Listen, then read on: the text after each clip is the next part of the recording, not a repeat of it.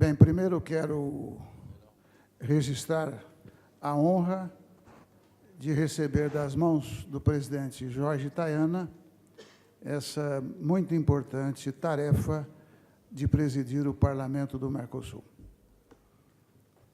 E conheci Jorge Taiana pessoalmente aqui no Parlamento. E quero registrar a minha opinião a respeito do papel e também, sem fazer um julgamento, mas dar a minha opinião deste grande parlamentário, que, como já foi registrado pelo parlamentário Rossi, ele vem com uma experiência de vida muito importante. E sua atitude sempre gentil com todos os parlamentares fez com que também todos nós o reconheçamos como uma pessoa que, na tarefa importante que exerce, sempre teve um papel aglutinador, o que não significa não ter opinião política.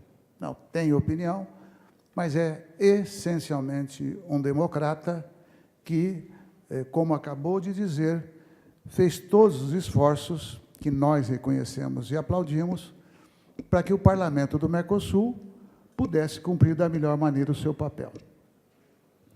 É claro que eu estou aqui por uma circunstância, e aqui eu quero agradecer à bancada brasileira, que quando propôs que eu fosse vice-presidente pelo Brasil, e acabei sendo eleito pelo plenário do Parlamento do Mercosul, resulta nessa situação, que todos conhecem, de que regimentalmente é o Brasil que assume após a Argentina, no sistema de rodízio que nos caracteriza.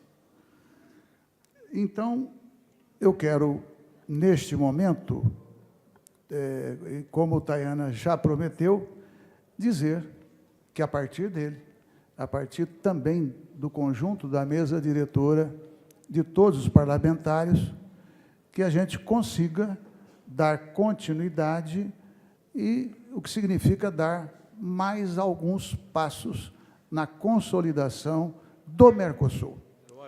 E, como parte da consolidação do Mercosul, nós temos que melhorar o Parlamento do Mercosul. E aqui, de forma absolutamente respeitosa, eu quero fazer algumas observações cautelosas, mas eu penso que nós devemos continuar também algumas das nossas reflexões. É comum, é legítimo, e o que eu tenho aprendido aqui no Parlamento é que muitas das nossas questões nacionais nós as tragamos aqui para o plenário do Parlamento do Mercosul. Repito, é normal e legítimo, e nós nos informamos com isso. Agora, tem outras tarefas que talvez a gente não tenha ainda, por circunstâncias as mais variadas, a gente não tem conseguido desempenhar da maneira como cada um gostaria, o seu papel de representante aqui no Parlamento. Eu não tenho nenhuma proposta milagrosa, mas eu creio que nós deveríamos atualizar, eu vou chamar de atualizar, o nosso plano de trabalho para o Parlamento do Mercosul. Até porque a nossa relação com o poder executivo de cada um dos nossos países é muito desequilibrado, e nós precisamos fazer com que a voz do Parlamento seja mais ouvida. Nós pretendemos, a exemplo do Taiana e de outros presidentes, não é? Desde o primeiro presidente que está aqui também, todos vêm tentando, portanto, eu quero dizer que isso é nosso dever, não individual, mas também individual. E, neste plano de trabalho, eu creio que, quando eu falei do plenário, cada um de nós tem uma determinada comissão. Portanto, eu não sei, e nem pretendo, avaliar o trabalho presunçosamente de cada comissão. Mas eu queria avançar uma proposta, duas, aliás. Primeira, que antes do dia 20 de dezembro, a gente faça uma reunião da mesa diretiva e também uma reunião com, pelo menos, as presidências de cada comissão aqui, para a gente ouvir, para a gente, eventualmente, propor, conjuntamente. Isso não vai no sentido de burocratizar e nem tampouco de negar a política. Ao contrário, no sentido de nós fazermos avançar até onde for possível. Não é agora que eu nem estaria preparado para fazê-lo, mas eu estou apenas apontando uma preocupação que tem várias vertentes. Eu vou exemplificar. Não é para reduzir, mas é para provar para nós mesmos o desequilíbrio da relação entre o parlamento e os executivos. Inclusive, o fato de nós termos duas delegações aqui no parlamento, argentina e venezuelana, pelas quais nós ainda estamos trabalhando e ainda não obtivemos sucesso para que recebam os salários a que tem direito.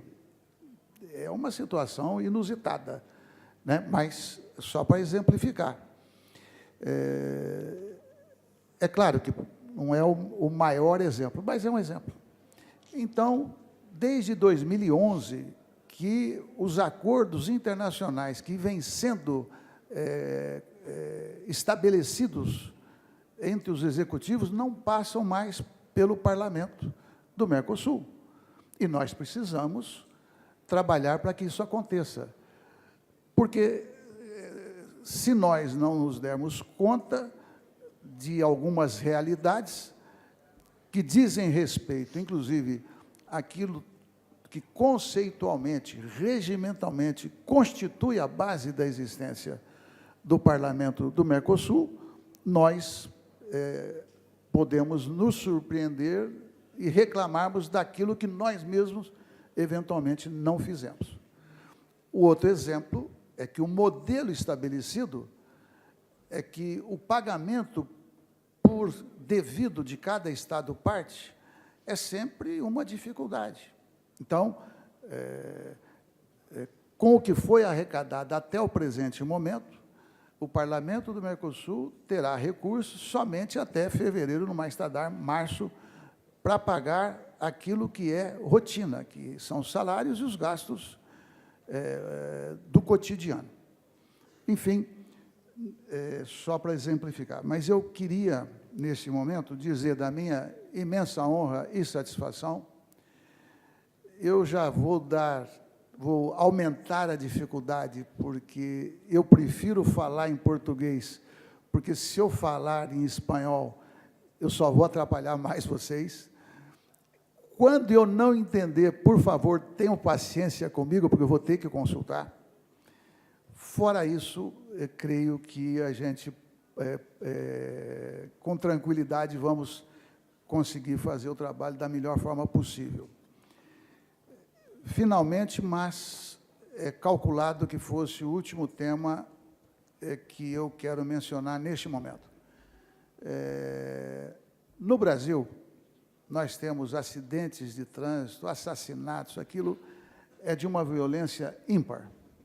Espero que nenhum país se compare àquilo que nós lamentamos muito no nosso país.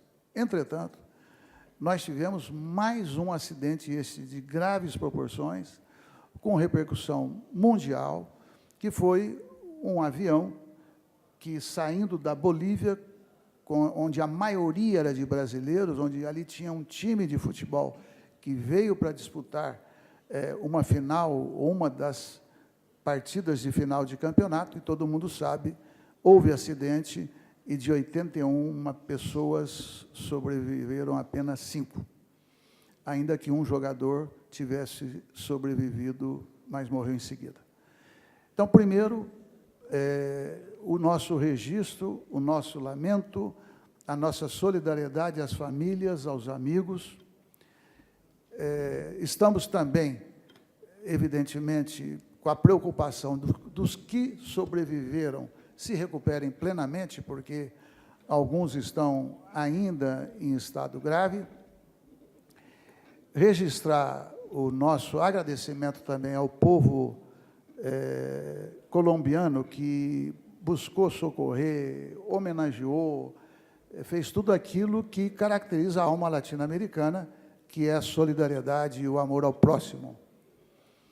Terceiro, na mesa diretiva, hoje chegou a informação de que um parlamentário argentino gostaria de usar a palavra, e eu gostaria de aqui mencionar 2 parlamentares brasileiros, para que as senhoras e os senhores entendam a circunstância particular de ambos.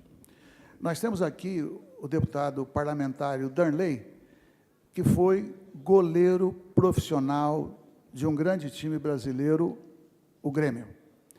E, neste acidente, ele perdeu vários amigos pessoais.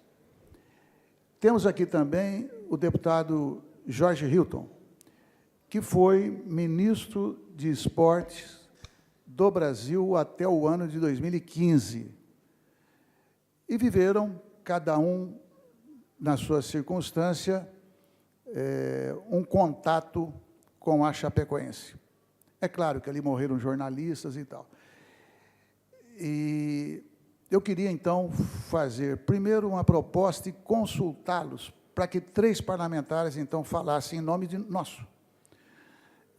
Esses 2 brasileiros que mencionei, caso queiram, e mais o parlamentar argentino, que eu também não me lembro o nome, também, com uma representação, gostaria de usar da palavra. Se houver essa concordância, eu darei a palavra, e depois eu proponho, e peço o apoio dos senhores e senhoras, que façamos 1 minuto de silêncio simbólico em homenagem às vítimas do acidente. Ok? Então, aparentemente há concordância, eu nem quis votar, eu indago dos nossos 2 companheiros do Brasil se gostariam de usar a palavra.